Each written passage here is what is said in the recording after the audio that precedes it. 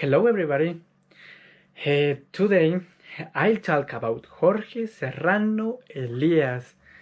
Jorge Serrano Elias was the topic of my exposition, so this is the reason because I talk about him. Okay, let's start. Jorge Serrano Elias, he had a very short presidency in Guatemala. Between 1991 and 1993, is recorded much less by the contribution of his government to the slow peace process with the guerrillas than by its traumatic and premature end, a cause of a failed self-cope. In the third year of his mandate, this former institutional servant of the dictator Efraín Ríos Montt, of evangelical faith and founder of the moderate right-wing Solidarity Action Movement, decreed the dissolution of Congress and the Juridicy and announced a constituted assembly under the pretext of threats from corruption and organized crime. But the reaction of all political and social actors forces him to resign and go into exile in Panama. Can you believe that? Since then, I have been able to evade all extradition attempts by the Guatemala justice, with it intends to prosecute on various corruption charges. This is interesting. Jorge Serrano Elias, he was a public servitor and fierce political activity, son of the lawyer and politician Jorge Adán Serrano, a notorious opponent of the dictatorship of General Jorge Umbico Castañeda. If we can remember, it was 1931 and 1934, and of Rosa Elias Serrano. He attended high school at the Liceo Guatemala. It's a prestigious institution governed by the Catholic Order of the Marist Brothers, and the later study and University of San Carlos. We know USAC. Where he belonged to Association of University Students, AEU, and at the California University of Stanford, for which he obtained 2 degrees in industrial engineering and economic development. He completed his resume with a doctorate in education science from the American House of Studies. He had a great history. The third point, the engineer did not practice the technical profession and did not become a private entrepreneur, but instead developed a career as a public servant before making the leap to politics.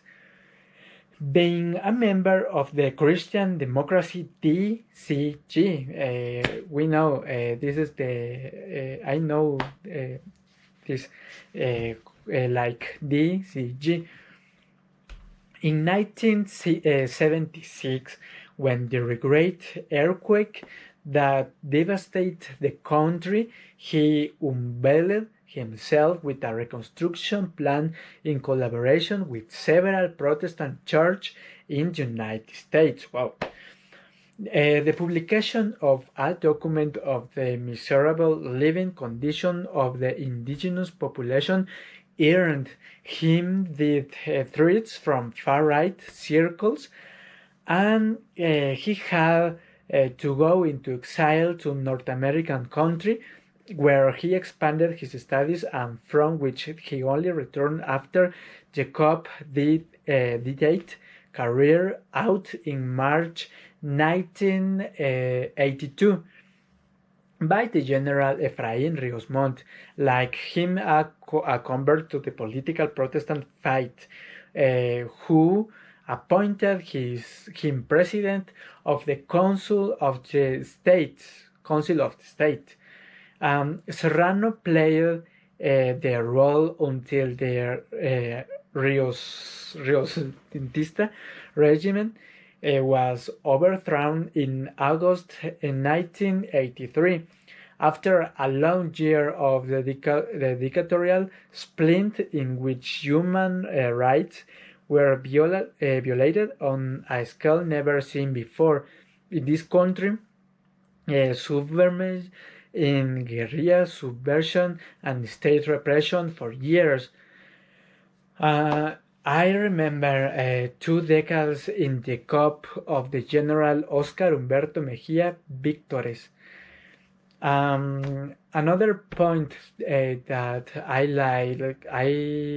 would like to talk is about arrival to presidency in the middle of a peace process on January 14th, 1991. Serrano took possession of the presidency of the Republic with a 5-year term to replace Cerezo, becoming the first non-Catholic president to come to power by electoral means in Latin America, and most importantly, is the first to start the democracy relay in Guatemala since 1951. When José Arevalo Bermejo was succeeded by Jacobo Arbenz Guzmán, Serrano formed a government of national until all the more necessary, since his party had only gained 18 of the 160 seats in the Congress of the Republic in the legislative elections, and promised to end negotiation with the guerrillas by offering him, April 3rd, a plan to tap peace, as well as a progress substantially in the situation of human rights, still with impunity violated by illegally uncontrolled elements of the state, security forces, and far-right parliamentaries. I like to talk about the point number 3.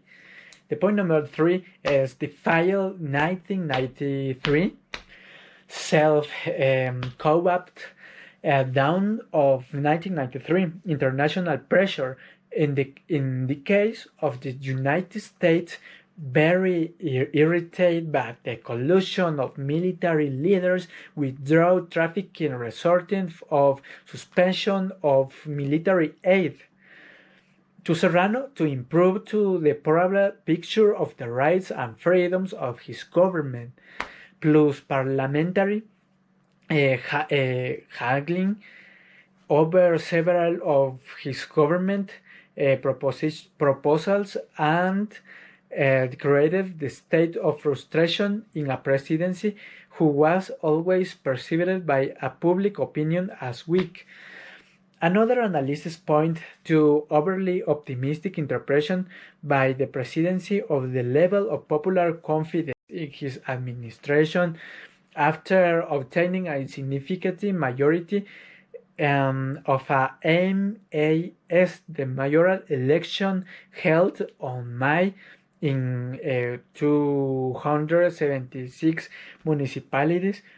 On the eve of the local elections, talk with the URNG were suspended Shandu the profound differences on how ceasefire should be. This was the political context of the personalist movement that was going to cost Serrano his position on May 25, 1993, emulating the Peruvian Alberto Fujimori in his famous self-cop to the previous year, and shortly starting from a wrong calculation of his strength, Serrano unexpectedly announced to the nation that he suspended the 1985 and the Constitutional Court and justified these measures that only solution to the end drug traffic and corruption mafias that, according to him, had been installed in the high organs of state. It also announced the holding of election to the Constituent Assembly within 90 days. Wow, this is great.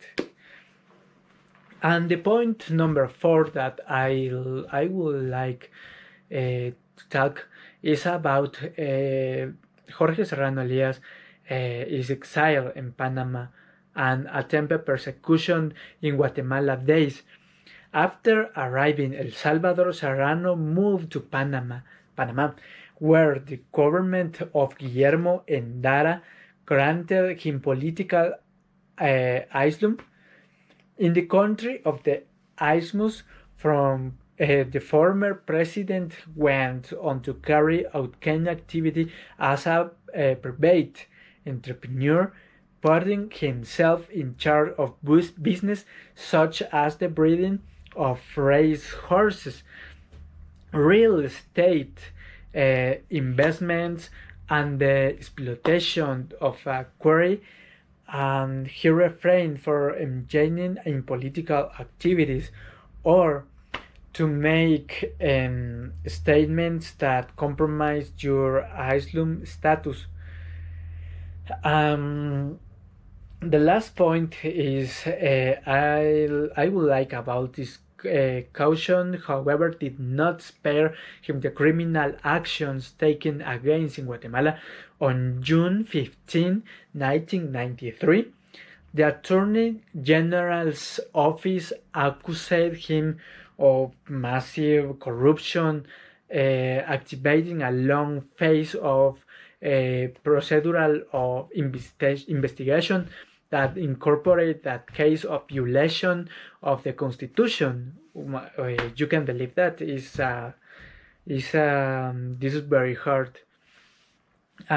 Usurpation of functions, abuse of authority, abandonment of office, fraud, embezzlement of reserve funds, appropriation and unretention of public funds, usurpation of lands, and thefts up to the fortnight of political and economic crimes. You can imagine that this is a charge very hard. And the following 9 years, the Guatemala Ministry of Foreign Relations, based on the statement of charge prepared by the prosecution, addressed time extradition request from Serrano to the Panama government.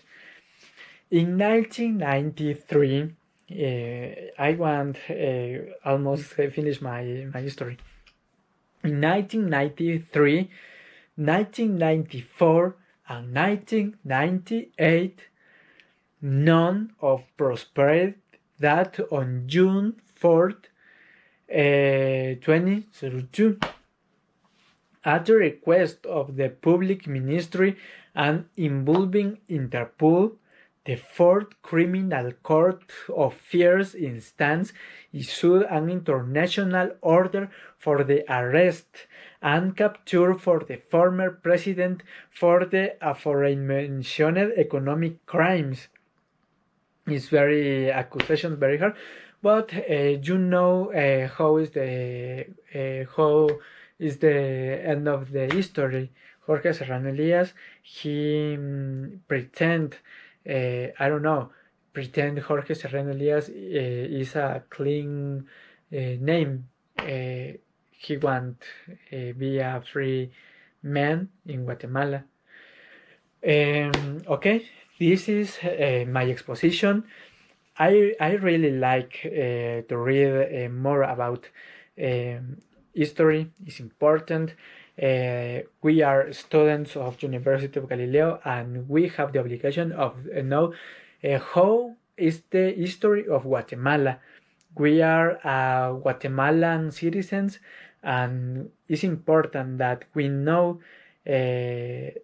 learn more about history. Okay, this is my exposition. Thank you for watching the video.